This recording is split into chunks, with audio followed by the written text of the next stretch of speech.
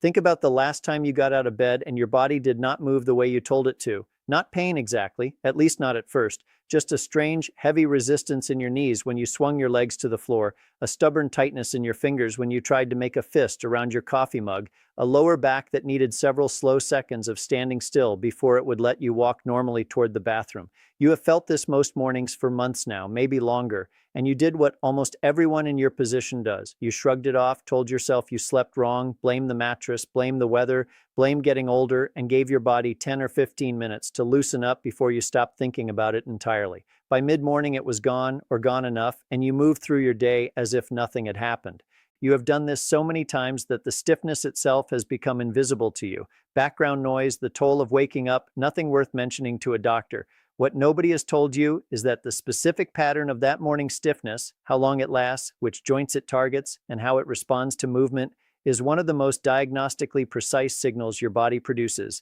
and the version you have been sleeping through and ignoring may be quietly identifying which of several very different conditions is unfolding inside your joints while you are not paying attention. Here is the physiology almost nobody explains, and the reason morning stiffness exists as a phenomenon at all, rather than simply being random discomfort. Your joints are cushioned and lubricated by synovial fluid, a thick, slippery substance produced continuously by the synovial membrane lining each joint capsule, and that fluid depends on regular movement to circulate properly and to deliver its lubricating and nutrient-carrying function to the cartilage surfaces it bathes. During the 7 or 8 hours you spend asleep, motionless, that fluid becomes relatively stagnant, and inflammatory byproducts that would normally be cleared through movement accumulate within the joint capsule instead, alongside a measurable increase in local tissue fluid retention around the joint overnight. When you wake and attempt your first movements of the day, you are pushing a joint through that accumulated fluid and inflammatory buildup before normal lubrication resumes,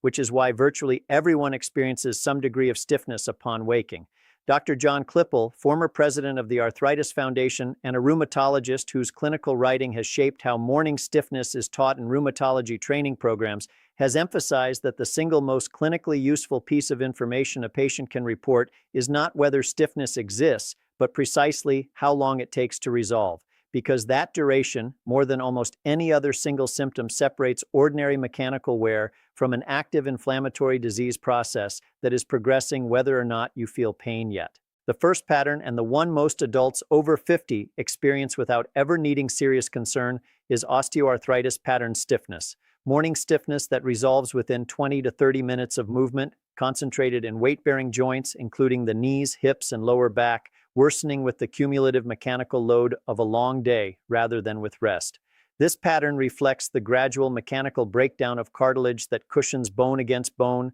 a process accelerated by decades of joint use, prior injury, and excess body weight, and confirmed through the finding that once the joint has been in motion for half an hour, the stiffness essentially disappears until fatigue brings it back later in the day. Research summarized by the American College of Rheumatology identifies this 30-minute resolution window as the clinical dividing line used in diagnostic criteria, specifically because it is so reliable. Osteoarthritis stiffness that lingers meaningfully longer than 30 minutes should prompt a second look rather than an assumption that it is simply more severe wear and tear.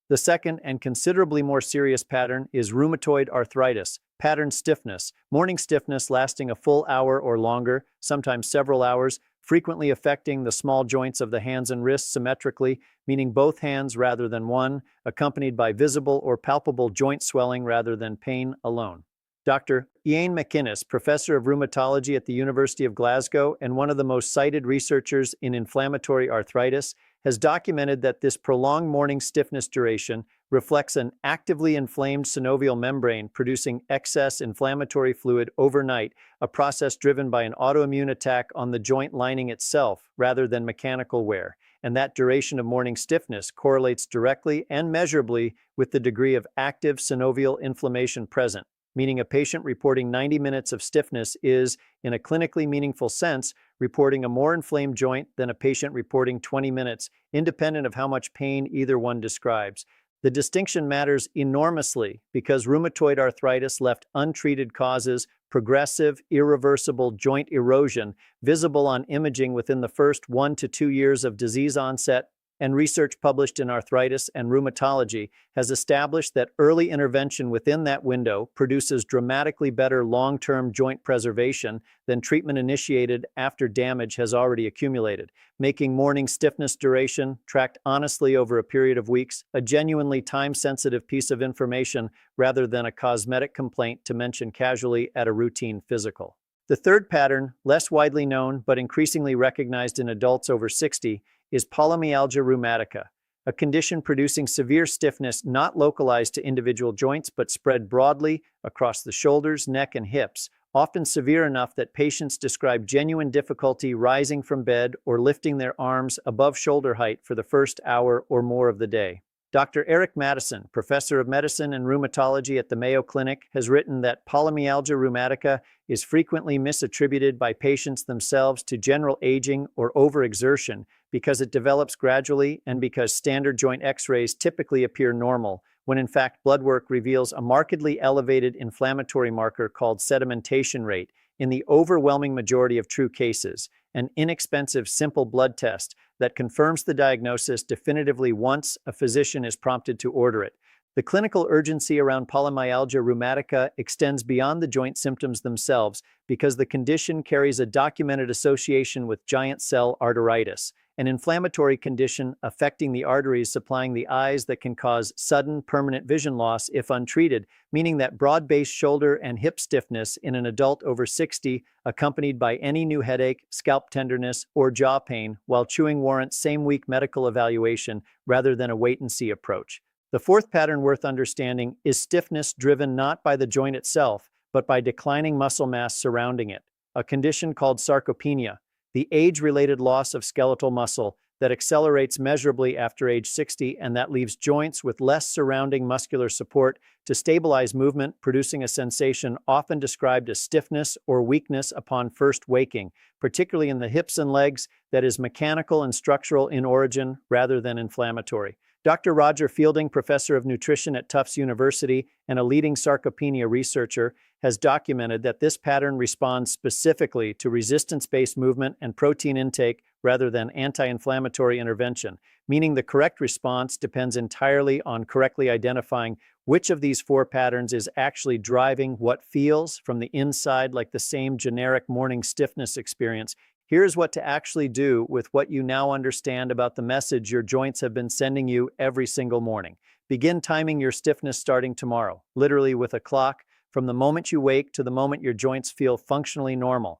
And do this for one full week, recording which joints are involved and whether the pattern is symmetrical across both sides of your body. Note specifically whether the stiffness resolves within 30 minutes or persists beyond an hour, since that single distinction is the detail your physician needs most and the detail you are least likely to report accurately from memory under time pressure during a rushed appointment. If your stiffness involves the small joints of both hands together with visible swelling or persists longer than an hour on a regular basis, request blood work specifically for rheumatoid factor, anti-CCP antibodies, and sedimentation rate. 3 inexpensive tests that, taken together, distinguish inflammatory arthritis from mechanical wear with real clinical reliability. If your stiffness is concentrated broadly across both shoulders and hips rather than in individual joints, mention polymyalgia rheumatica by name and ask for a sedimentation rate test specifically, and report any new headache or scalp tenderness immediately rather than waiting for your next scheduled visit.